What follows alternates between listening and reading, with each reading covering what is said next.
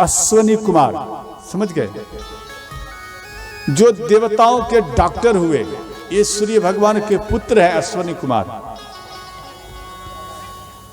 और इनके बाद सूर्य भगवान का एक पुत्र और है जिसका नाम है श्राद्ध देव मनु। भगवान सूर्य उसको अयोध्या का राज्य तिलक किए, श्राद्ध देव मनु। तभी से ये वंशज चले, ये सूर्य वंशज, ध्यान देना। इसी वंश में इक्ष्वाकु, सत्य राजा हरिश्चंद्र, राजा पृथु, दिलीप, भगीरथ, रघु, और इसी वंश में ध्यान देना महाराज अजय। तो अज महाराज बहुत दान किया करते थे। तो अज महाराज के पास एक ब्राह्मण आए और इनको भी भंडार कोष से धन लाकर इनको दान देने लगे। तो ब्राह्मण देवता मना कर दिए, बोले हमें ये जनता का राजकोष में जो धन है ये जनता का है, इसलिए हम इसे नहीं ले सकते। हे अज महाराज, अगर आप दान करना चाहते हैं तो आप हमें अपने मेहनत से, अपने मजदूरी से कमा कर आप हमें दान करें, तभी हम ले सकते हैं, अन्यथा हम आपके इस धन को नहीं लेंगे। ये बात सुनकर अज महाराज बोले कोई बात नहीं, आप ऐसा करो कि आप कल आना, हम आपको भिक्षा देंगे। तो रात्रि का समय था। तो अज महाराज एक मजदूर का रूप धारण किए और गुप्त रास्ता से ये बाहर आए महल से और बाजार में गए काम ढूंढने के लिए। जब यह काम ढूंढने लगे तो एक लुहार लोहा पीट रहे थे। तो वो लुहार को जाकर अज महाराज बोले कि क्या आप हमसे काम कुछ कराएंगे? तो वो लुहार बोले कि क्या आपको लोहा पीटना आता है? बोले हाँ, हमें तो पीटना आता है। तो आज महाराज वहां पर मेहनत किए, लोहा पीटे। इसके बाद इनको एक दुअन्नी दिए मजदूरी में, और वो दुअन्नी लेकर घर आए। सुबह हुआ, ब्राह्मण देवता आए और वो दुअन्नी उनको दिए। वो दुअन्नी लेकर, ध्यान देना, वो अपनी पत्नी ब्राह्मणी को दिए। और वो ब्राह्मणी, ध्यान देना, ये ब्राह्मणी कौन थे? और वो लुहार कौन थे?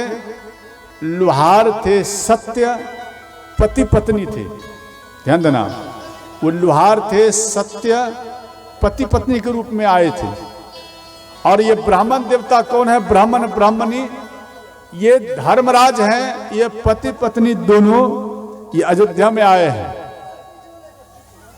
तो ध्यान देना, जब आए तो इनको दुअन्नी मिले, ये जाकर अपनी पत्नी ब्राह्मणी को दिए।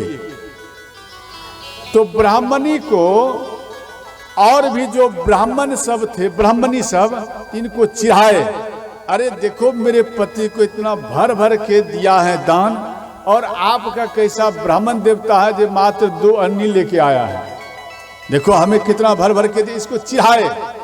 अंत में ब्राह्मणी वो नाराज होकर के वो दुअन्नी को महल के तरफ फेंक दिए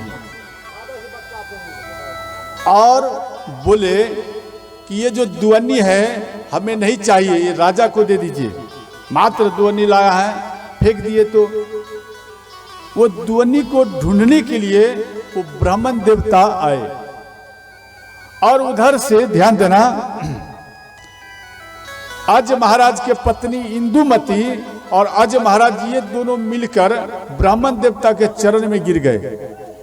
वही ब्राह्मण देवता जिनको मजदूरी कर करके 2 अन्नी दिए, और हाथ जोड़कर अज महाराज बोले कि हे ब्राह्मण देवता, हमारा इतना उम्र हो चुका है, एक भी संतान हमें नहीं हुआ है, एक भी संतान की प्राप्ति नहीं हुआ है, इसलिए आपके आशीर्वाद की अत्यंत आवश्यकता है।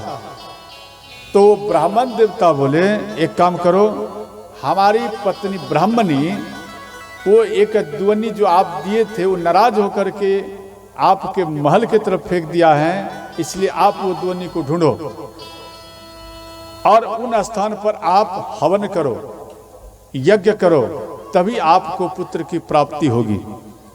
ये बात सुन करके अज महाराज सब कोई मिल करके ढूंढे तो ध्वनि मिले। उन स्थान पर गाढ़ा खोदा गया जो हवन के लिए, तो गाढ़ा खोदते क्रम में एक सोने का रथ मिला और उसमें एक ध्वनि था। महाराज आज प्रसन्न हो गए, भाई जमी के अंदर से रथ मिल रहा है। इसके बाद फिर खुदाई किए तो फिर एक रथ और ध्वनि, ध्यान देना, इस प्रकार से खुदाई करते करते 9 सोने का रथ मिले और सब में ध्वनि मिले। इसके बाद फिर खुदाई किए तो एक रथ मिले और सोने का, और उसमें एक ध्वनि है और उसमें एक बालक है। वो बालक जब प्रकट हुए रथ के साथ, तो ध्यान देना, ये इंदुमती अर्थात वो बालक रोने लगे। वो रोते हुए जब प्रकट हुए तो इंदुमती माता ये रोने लगी, इनका सीना पिघल गया और उन बालकों को झटके से लिए और अपने गोदी में रख लिए, सीने से लगा लिए। तो ब्राह्मण देवता बोले देखो, ये आपका पुत्र के समान है और आप इसे पुत्र समझें। बोले इसका नाम क्या होगा? ये तो पृथ्वी से प्रकट हुआ है, वो भी रथ से। बोले देखो, एक नहीं दो नहीं बल्कि ये 10वां रथ में ये बालक प्रकट हुआ है, इसलिए इसका नाम होगा दशरथ। दशरथ महाराज की जय। तो दशरथ महाराज का प्रागट्य हुआ। शांति बना के रहेंगे तो आप कथा को अच्छे से श्रवण करेंगे, समझ गए? बोलते अयोध्या सरकार की जय हो। तो महाराज दशरथ प्रकट हुए तो भगवान आकाशवाणी द्वारा ये बात सब बता रहे हैं और कह रहे हैं, हे देवताओं, अयोध्या मथुरा माया काशी काची अवंतिका पूरी द्वारावती चेव सत्य है मोक्षदायिका। यहां कह रहे हैं कि हे देवताओं, ये जितना पृथ्वी पर देख रहे हो ये मेरा ही शरीर है। ध्यान देना, ये मेरा ही शरीर है। कमर से, ध्यान देना, कमर से गठिया बांध।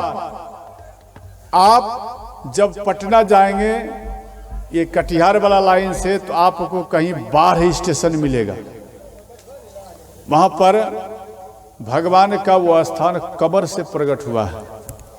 इसके बाद चरण से अवंतिकापुरी और गंगा प्रकट हुई है और नाभि से द्वारिका प्रकट हुए और कंठ से मथुरा, ध्यान देना, कंठ से मथुरा और नासिका से काशी प्रकट हुए, जहां भगवान शिव का स्थान है। और इसके बाद हृदय से हरिद्वार प्रकट हुए। इसके बाद ये जो मस्तक है भगवान का, ये मस्तक से श्री अयोध्या जी का प्रकट हुए। उदय अयोध्या सरकार की जय। मस्तक से अयोध्या प्रकट हुए और नेत्र से सरयू। इक्ष्वाकु के जब राज्य थे उसी समय गुरु वशिष्ठ को बोले कि हे गुरुदेव, जल का बहुत कष्ट हो रहा है, जल मिल नहीं रहा है। तो गुरु वशिष्ठ तपस्या करके भगवान से प्राप्त किए थे सरयू नदी, और वही सरयू नदी आज भी आप दर्शन कर रहे हैं, वो भी अयोध्या में, समझ गए? इक्ष्वाकु के रिक्वेस्ट पर ऐसा हुए। और ध्यान देना, इसके बाद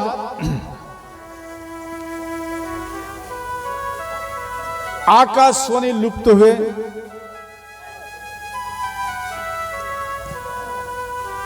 और ये भी बात बोले आकाशवाणी द्वारा, हे देवताओं,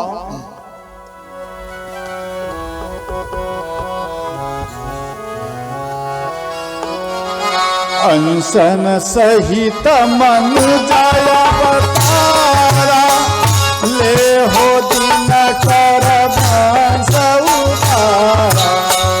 अनशन सहित मन जाया बतारा, ले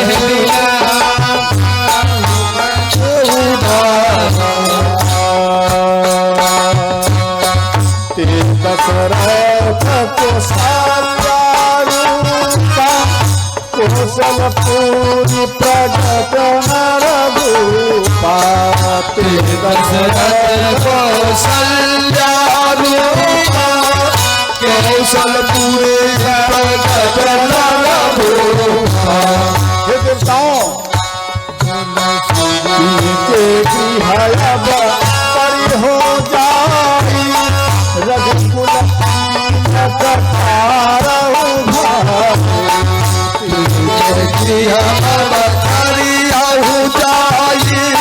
रघुकुल तिलक सोचारी श्री राम